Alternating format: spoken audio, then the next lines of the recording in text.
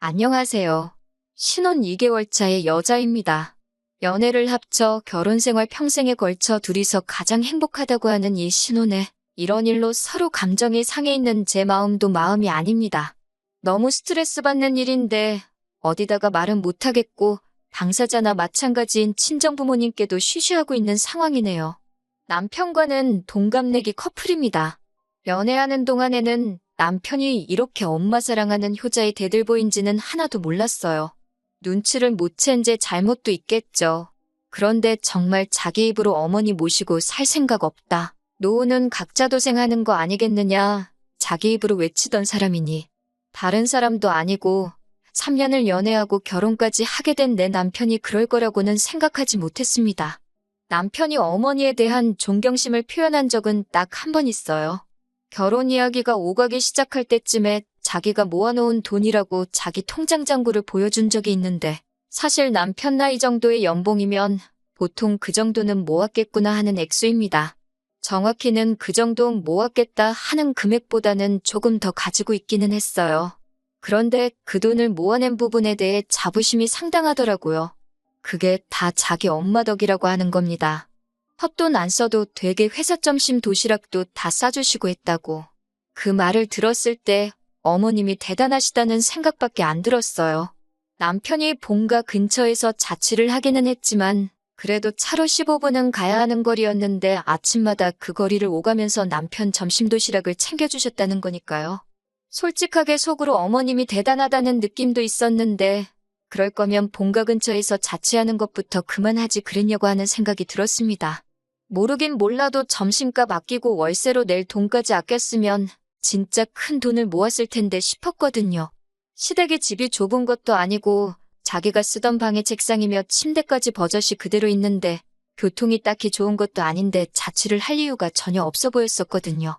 저 또한 결혼하겠다고 모으던 건 아니지만 대학 졸업 후 직장 생활 하다 보니 모여있는 돈이 상당히 많았고 액수 또한 남편하고 비슷했어요.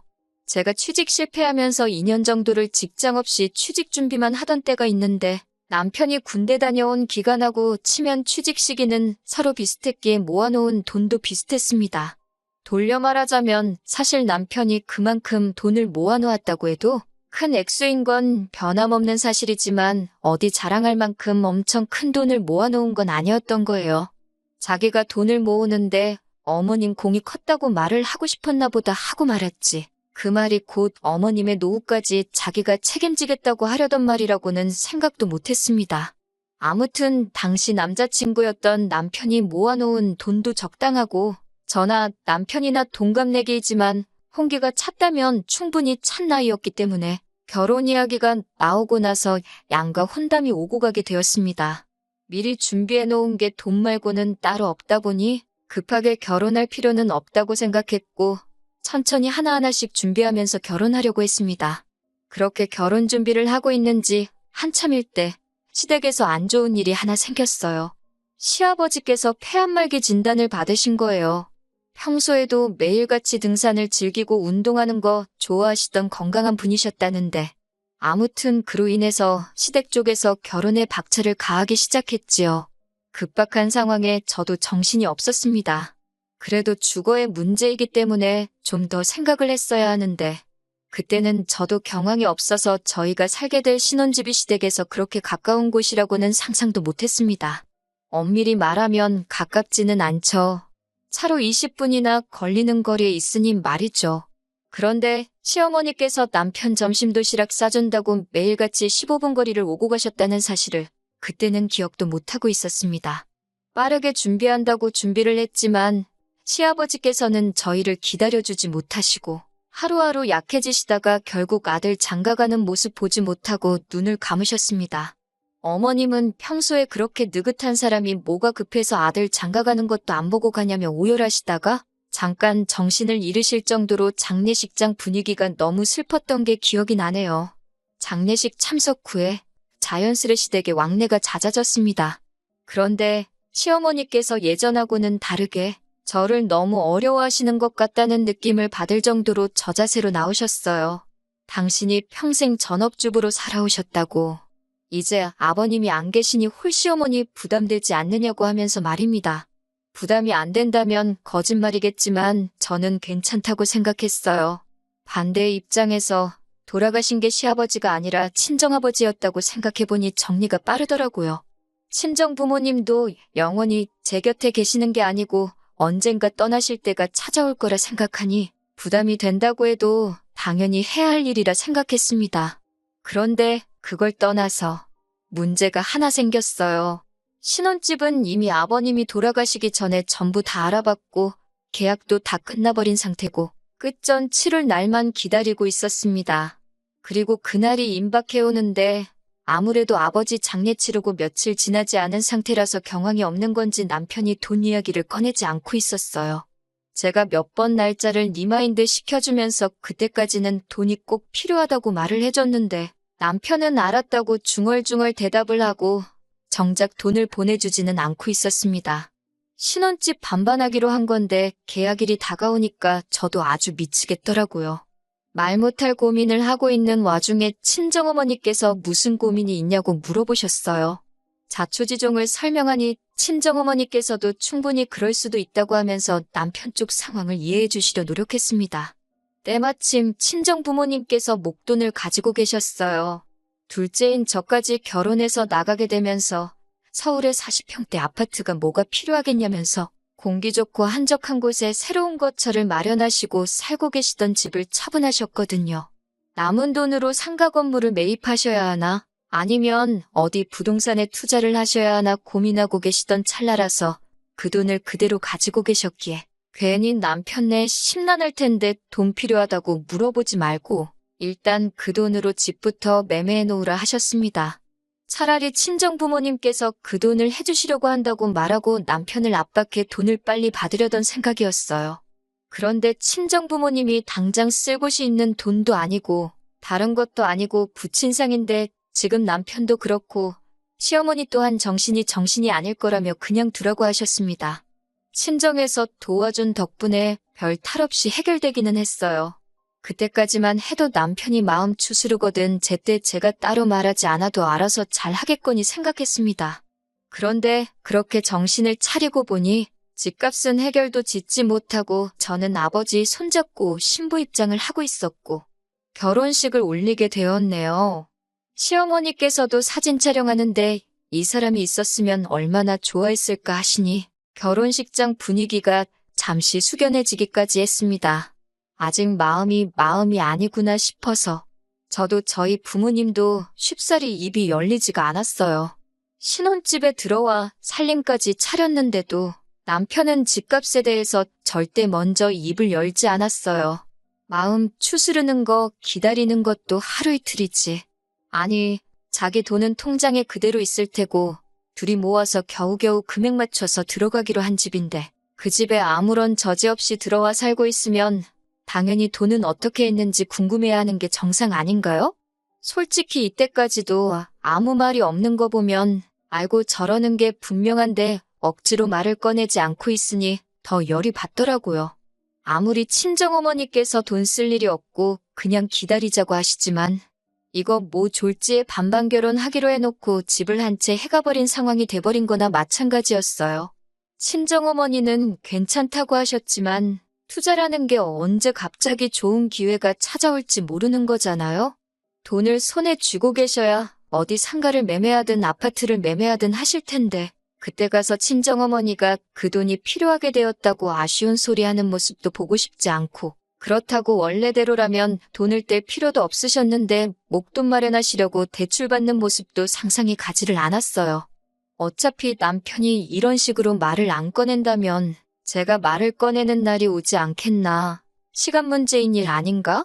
하고 생각을 했어요. 당연히 남편 쪽에서 치렀어야 했을 돈인데 왜 그걸 가지고 저희 쪽에서 돈은 돈대로 서놓고 마음고생을 하고 있어야 하는가 싶었습니다. 그래서 단도직입적으로 물어봤습니다. 이 집 잔금 어떻게 치렀는지 왜 안 물어보냐고 알고 있는데 일부러 말 안 하는 거냐고 물었죠. 그러니 남편이 못 들은 척 넘어가려고 하더라고요. 그때 조금 안 좋은 촉이 들기 시작했어요. 저 자식이 일부러 돈 이야기 나올 때 모르는 척 하고 있구나 하는 느낌을 지울 수가 없었거든요. 그래서 더 끈덕지게 달라붙어서 물어봤습니다. 장금 우리 엄마한테 돈 빌려가지고 치른 거 알고나 있었냐?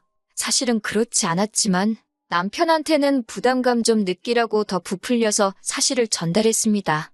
친정 부모님께서 그 돈을 마련해 주신다고 대출까지 받아야 했어서 지금 쓸데없이 엄마 앞으로 매달 커다란 이자가 나가고 있다고 살짝 과장을 해서 말했고, 아무리 친정엄마와 내 사이라도 금전적으로 얽혀있기 싫으니 하루빨리 친정어머니 계좌로 돈을 입금해줬으면 좋겠다 했습니다. 남편은 그제서야 알겠다고 대답했어요. 그동안 이 집을 어떻게 해결했는지 궁금하지도 않았었느냐 물어보니 아버지 일로 경황이 없기도 했고 먼저 안 물어보길래 어떻게 잘 해결한 줄 알았다고 대충 얼버무리더라고요. 경황 없는 거야 저희도 예상했던 바이지만 무슨 100만 원, 200만 원짜리 사는 것도 아니고 아파트를 매매하는 건데 반반하기로 한 상황에 반을 내기로 한 사람이 돈을 안 주는데 그걸 어떻게 잘 해결하겠어요? 답답한 소리를 하고 있으니 열이 받더라고요. 아무튼 남편이 돈을 친정으로 보내기로 했으니 친정어머니한테 그 사실을 알려드렸어요. 곧 남편이 돈 보내기로 했다고 친정어머니는 끝까지 그걸 먼저 물어봤느냐고 하면서 마음 안 좋을 텐데 부담까지 주면 어떡하냐 하셨지만 당연히 그래야 하는 일이니 신경 쓰지 않으셔도 된다고 했습니다. 이렇게 쉬운 거였는데 왜 저랑 저희 어머니가 소가리를 했어야 했는지 싶더군요. 상황 전달은 충분히 되었을 테니 남편이 알아서 잘 보내겠지 싶어서 2번 확인은 안 했습니다. 그렇게 해결됐거니 싶어 있고 지내고 있었어요. 그리고 몇 주 지나지 않아서 제가 다니고 있는 회사에서 외부 업무가 있어서 일을 나갔는데 마침 그쪽이 친정부모님이 새로 이사하신 집 근처라서 오랜만에 친정부모님과 셋이 저녁 식사나 같이 하고 들어가야겠다 하는 생각에 업무가 끝나고 집으로 돌아가지 않고 친정으로 향했습니다. 새로 이사한 동네가 마음에 드셨는지 두 분께서 날마다 여기저기 다니면서 벌써 동네 맛집도 파악을 하셨더라고요. 좋은 데가 있다며 저를 데리고 가셨어요. 평생 서울 생활만 하시다가 적응 못 하실 줄 알았는데 두 분이서 아침 저녁으로 운동도 다니시고 동네 맛집 투어도 하시는 걸 보니 잘 지내시는 것 같아 안심이 되었습니다. 식사를 한참 하고 있는데 그제서야 문득 생각이 나더라고요. 그래서 돈은 잘 받으셨냐고 지나가듯이 친정어머니께 물어봤어요. 남편이 당연히 보냈겠거니 생각했고 그걸 받으셨냐 캐내려는 생각은 없었는데 친정어머니께서 거짓말을 원래도 잘 못하시거든요. 제 질문에 조금 당황한 기색이 역력하시길래 혹시 못 받으신 거냐 하는 질문을 연달아 하니 제가 딱히 캐물을 필요도 없이 남편이 아직 친정에 돈을 안 보낸 사실을 대번에 눈치채고 말았네요. 이 자식을 확 그냥 하고 회사 일이고 뭐고 당장 돈 들고 집으로 튀어오라고 전화하려고 했는데 어머니가 뜯어말리는 통에 그러지는 못했네요. 남편 퇴근 시간 맞춰서 부랴부랴 집에 들어가 일 마치고 돌아온 남편한테 나한테 뭐 할 말 없냐고 물어보는데 눈치를 하나도 못 챈 척하면서 뭐가 있지? 하고 아무것도 모르겠다는 듯이 말하는데 너무 화가 났어요. 친정에 보내야 하는 돈을 왜 안 보내냐고 물었더니 그제서야 이실직고를 합니다. 왜 그랬냐 물어보니 막상 자기가 취직 후부터 평생 모아온 돈인데 그 돈을 주려니까 아까웠다고 하네요. 저 혼자 살 집을 매매한 것도 아니고 결혼 후에 같이 살 집인데 그게 어떻게 아깝다는 생각을 하느냐. 네 돈이 아쉬운데 내 돈은 안 아쉽겠느냐 했더니 그냥 이렇게 살면 안 되느냐는 겁니다. 제 귀가 잘못된 줄 알았어요. 남편이 그 돈을 못 주겠다고 하는 이유가 지금 생각을 해도 어이가 없네요. 시아버지께서 살아계셨다면 상관이 없지만 시어머니 혼자 평생을 전업주부로 살아오셨는데 어떻게 먹고 살겠냐고. 그 돈을 어머님 노후자금으로 드리면 안 되겠냐고 하는 겁니다. 결혼 전에 부모님 노후는 각자 도생하는 거라더니 이제 와서 왜 말을 바꾸냐고 따졌어요. 결혼 이야기 오고 갈 때 시부모님 노후 준비도 다 되어 있는 걸로 알고 있어요. 노후 준비까지 다 된 판국에 왜 반반씩 결혼하기로 한 돈을 시어머니께 드려야 하냐 물으니 우리 엄마 생각하면 불쌍해서 눈물이 날 지경이랍니다. 남편도 시아버지가 그렇게 갑자기 돌아가실 줄은 몰랐으니 이게 의도한 게 아니라는 건 알고 있지만 저런 식으로 나오니 미치고 팔짝 뛰겠더라고요. 만약에 아주 만약에 시아버지가 우리가 결혼할 때까지 살아계셨고 이후에 돌아가셨다면 이 집에 들어간 돈 빼서 어머님 드릴 생각이었냐 물으니 대답을 못하더라고요. 제정신 차릴 거라 생각해서 나는 그렇게 못하겠다고. 이 집에 친정부모님 돈이 묶여버리면 두 분은 그 손해를 감당해야 하는 것이기 때문에 남편한테 저희 부모님께 매달 200만 원씩 이자와 월세 명목으로 돈을 보내라고 했어요. 그리고 각자의 월급은 남편이 집값이 반을 내고 반반 결혼이 성립할 때까지 따로 관리하게 될 것이고 저희 부모님께 드리는 돈을 제외하더라도 생활비며 기타 비용에 대해서는 정확하게 반을 가르겠다고 말했습니다. 그러면 남편 월급날에 남편 수중에는 돈이 5, 60만 원밖에 남지 않거든요. 이렇게 하면 제정신 차릴 거라고 생각했습니다. 지금 자기가 우기고 있는 게 얼마나 억지고 말도 안 되는 상황이라는 걸 알아서 이해할 거라고 생각했어요. 그리고 다음 날 아침 남편이 결심했다는 듯 한 대답은 제가 말하는 대로 하겠다는 겁니다. 앞으로 친정부모님께 이자와 월세를 드리면서 살겠다고요. 단순 계산만 해도 차라리 그 집값 빨리 청산하고 지가 번 돈 가지고 시어머니 용돈을 드리는 게 자기한테 더 유리할 텐데도 끝까지 그 돈을 놓지 못하고 어머님께 드린다고 하는 걸 보니 여태까지 내가 이 사람을 잘못 봐도 너무 잘못 봤구나 하는 생각이 다 들더라고요.